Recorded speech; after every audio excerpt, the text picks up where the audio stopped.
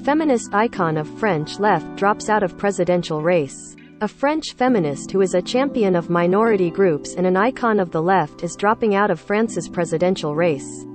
Paris. A French feminist who is a champion of minority groups and an icon of the left said Wednesday that she is dropping out of France's presidential. Christiane Taubira said during a news conference that she won't be able to collect the 500 endorsements from elected officials that are required under French law to run for president.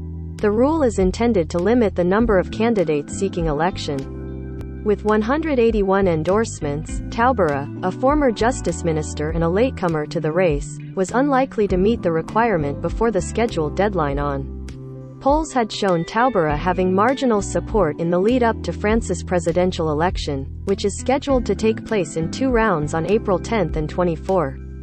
She represented France in the European Union Parliament during the 1990s, and championed a 2001 French law that recognized the slave trade as a crime against. In 2002, Taubira became the first black woman to seek the French presidency and received 2.3% of the vote.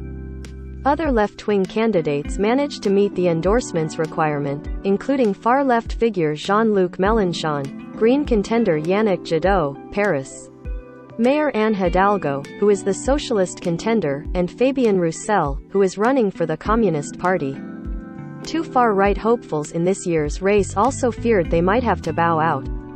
But the most recent count by the Constitutional Council, which validates endorsements, put Marine Le Pen and Éric Zemmour above the 500 mark. The names of elected officials who endorse presidential candidates have been made public since 2017, making local officials wary of sponsoring candidates with extremist views.